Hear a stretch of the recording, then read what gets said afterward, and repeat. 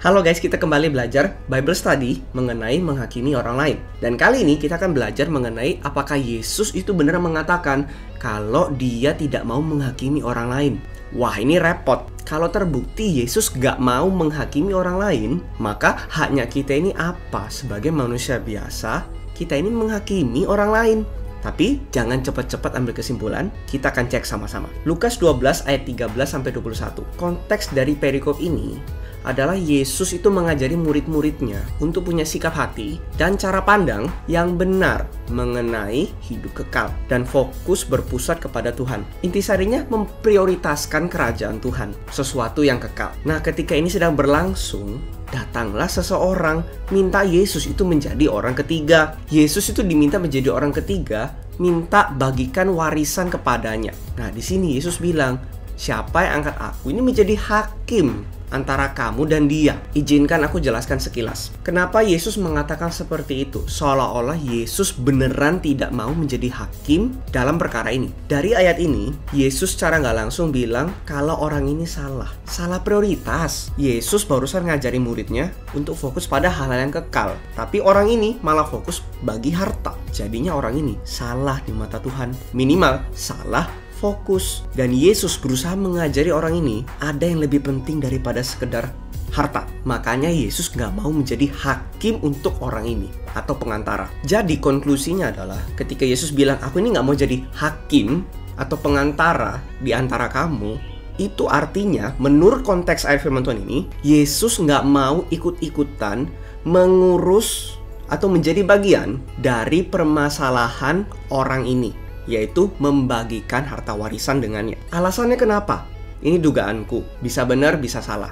Karena Yesus waktunya di bumi itu terbatas. Oleh karena itu dia mau fokuskan waktunya untuk mengurus perkara-perkara yang jauh lebih penting daripada bantu satu orang ini untuk mendapatkan harta secara fisik untuk dirinya sendiri. Bagi Tuhan mungkin ini nggak termasuk dalam prioritasnya dia. Lebih baik Tuhan menyembuhkan orang sakit, memberitakan Injil, menghibur yang lemah, menyebarkan kasih Kristus, daripada bantu satu orang untuk kaya demi dirinya sendiri. Jadi dari sini saja kita tuh belajar ada hal-hal tertentu yang Tuhan itu tidak mau ikut-ikutan. Dan ini cukup menarik.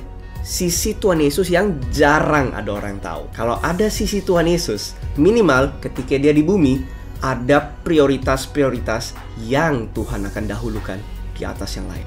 Ayat berikutnya, Yohanes 8 ayat 3-11. Ini adalah cerita yang cukup umum dikenal, yaitu kisah wanita yang kedapatan berbuat zina tapi tidak Tuhan hukum. Kita coba lihat sekilas. Pertama, kita masih bertanya kenapa Yesus tidak mau menghakimi perempuan ini dengan mengatakan, aku pun tidak menghukum engkau, pergilah dan jangan berbuat dosa lagi mulai dari sekarang. Ini yang aku lihat.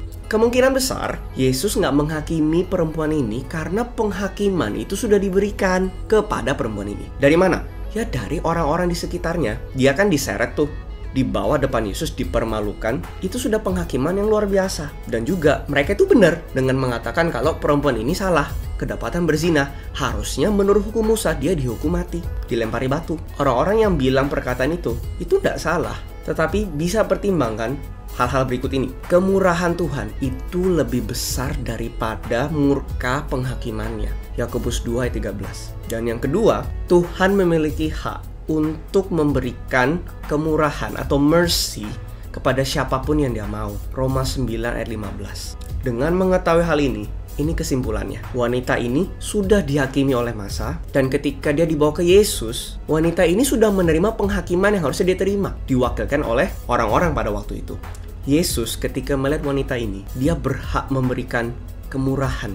Makanya Yesus tidak mau menghakimi wanita ini, karena toh dia sudah menerima penghakiman sebelumnya. Dan ini implikasinya untuk kita. Ayat ini nggak bisa kita jadikan suatu dasar dengan mengatakan kita nggak boleh menghakimi satu kali pun. Siapapun itu kita nggak boleh hakimi. Nggak bisa, karena ayat ini punya maksud pesan yang berbeda. Pesannya apa? Bahwa kita harus belajar memberikan belas kasihan, kemurahan itu kepada orang-orang lain. Sama seperti Tuhan bermurah hati, berbelas kasihan, demikian kita anak-anak Tuhan harus belajar membagikan belas kasihan itu kepada orang lain. Itu maksudnya.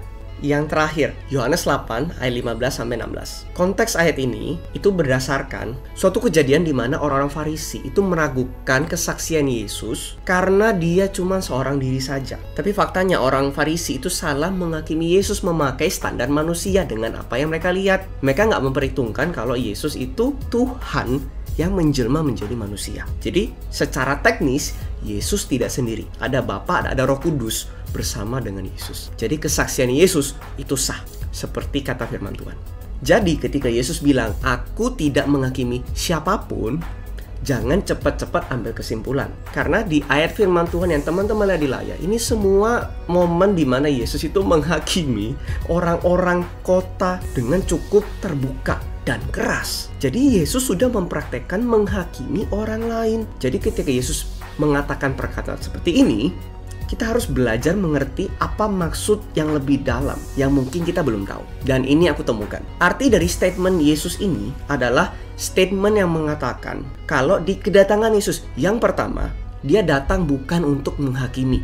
Dia datang untuk menyelamatkan kita. Dan di masa depan ketika dia datang kembali, dia akan menghakimi semua umat manusia. Dan ketika Yesus melakukan itu, dia hanya menjalankan perintah Bapa, seperti kata firman.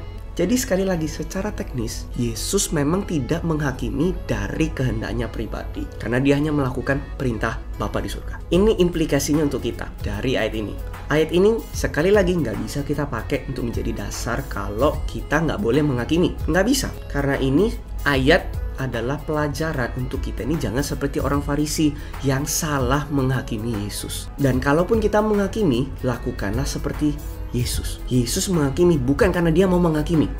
Dia simply melakukan kehendak Bapa di surga. Dan mengingat ayat yang kita baca sebelumnya, perempuan yang kedapatan berzina, sikap hati kita harusnya pertama-tama adalah memberikan kemurahan, belas kasihan ke orang sebelum kita menghakimi. Belas kasihan itu harus ada dulu. Karena itu adalah hatinya Tuhan. Penuh dengan kasih, penuh dengan belas kasihan. Agar orang-orang itu dapat percaya dan bertobat. Ini adalah pelajarannya. Thank you for joining me today. Dan aku harap kita bisa belajar sesuatu yang berharga. Kalau Yesus sendiri pun ketika mengatakan perkataan seperti ini, ada pelajaran-pelajaran berharga yang bisa kita dapati jika kita simply buka firman, kita pelajari, kita renungkan, minta Roh Kudus singkapkan. Kita akan mendapatkan pelajaran-pelajaran seperti ini. Sampai jumpa di video berikutnya.